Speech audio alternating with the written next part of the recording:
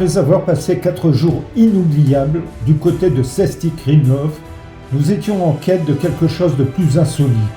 En feuilletant notre guide de voyage, nous sommes tombés sur l'ossuaire de Seldek, un endroit qui a la réputation d'être à la fois fascinant et effrayant.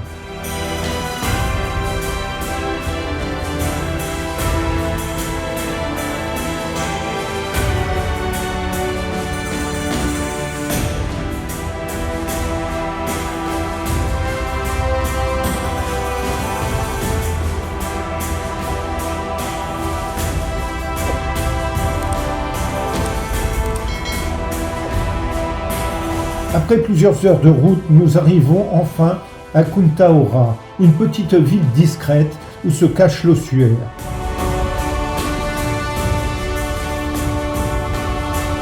Martine n'est pas très emballée par cette idée. Elle aime les légendes, mais les choses morbides lui font toujours un peu peur. Mais la curiosité l'emporte et nous pénétrons dans l'église de Seldek.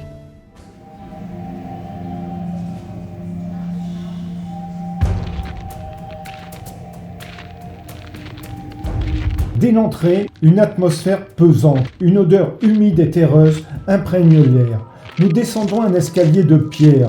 Au fond règne une pénombre mystérieuse. La lumière vacillante jette des ombres sur les murs.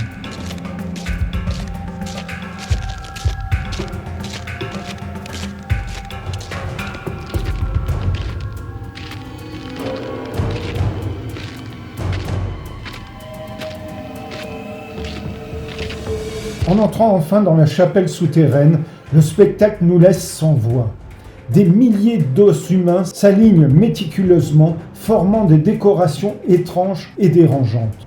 Les crânes semblent nous observer depuis leurs piédestaux de fortune.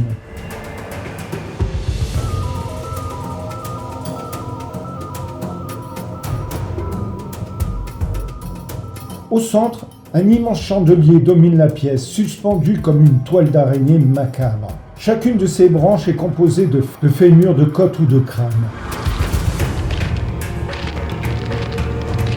L'écho de nos pas résonne doucement et chaque bruit dans la salle semble amplifié, comme un murmure lointain.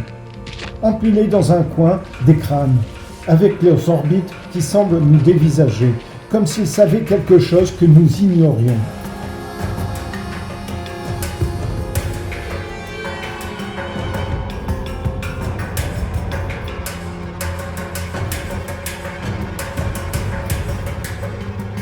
Tout autour de nous, la mort est omniprésente, transformée en arme macabre. Nous remontons à la lumière du jour, sous un soleil éclatant. La vie semble reprendre ses droits, loin des ombres de l'ossuaire. Je te parie que celui-là, il passe au rouge. Pas dit. Ah oui, effectivement. Nous reprenons notre route au travers des collines de la Bohême. Le souvenir de l'ossuaire de Seldek et de ses milliers d'ossements humains, artistiquement arrangés, résonnait toujours dans nos esprits.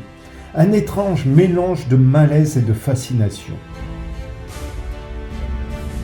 Nous avançons sur le chemin menant à notre prochaine destination, le château de Karlstein.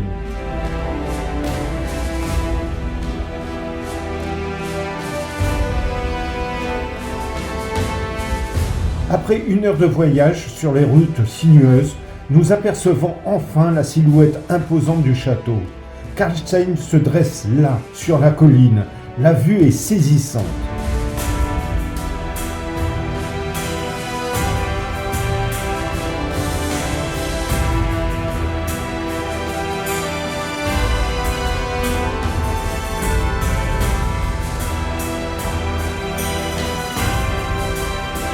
Arrivés à destination, nous avançons vers la première enceinte, où une grande tour de guet nous accueillait. Construit au XIVe siècle par l'empereur Charles IV, il servit à entreposer les joyaux de la couronne et les reliques sacrées.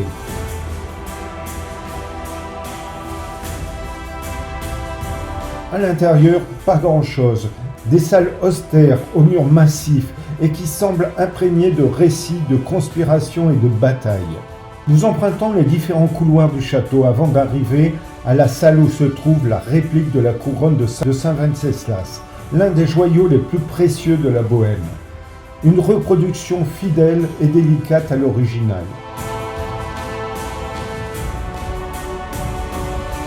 Nous partons du château en début d'après-midi. Nous jetons un dernier regard sur ces murs massifs, imposants, qui surplombent la vallée, et nous reprenons notre route.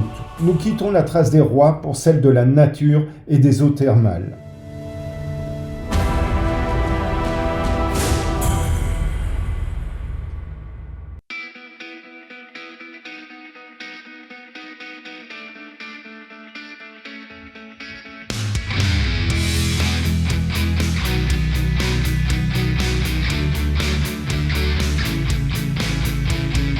Marianske-Landsee, notre prochaine destination, est un écrin de verdure, réputé pour ses eaux thermales, autrefois prisées par la noblesse et les artistes européens.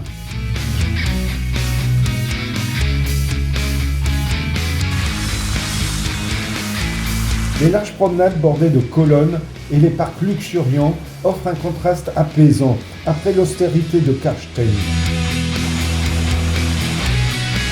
Durant cette journée, une journée pleine d'émotions et de découvertes, avec l'ossuaire de Selbeck qui nous a offert de l'insolite, Karlstein les leçons du passé et Marianske-Landsee nous offre la sérénité du présent. Devant une fontaine, Martine goûte l'eau aux propriétés curatives. Qu'est-ce que ça donne l'eau? Elle est pas bonne? Elle est souffrée, non? Ah oui.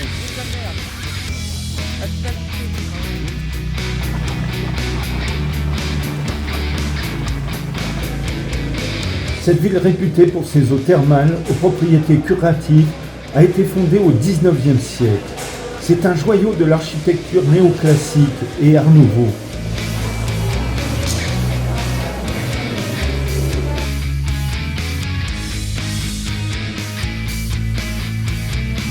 Le soleil commençait à se coucher lorsque nous avons quitté cette charmante ville. Nous avons emprunté une dernière fois les allées bordées de colonnades, le parfum des pins et des fleurs se mêlant à la fraîcheur de l'air.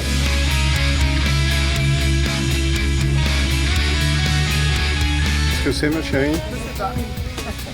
J'amende.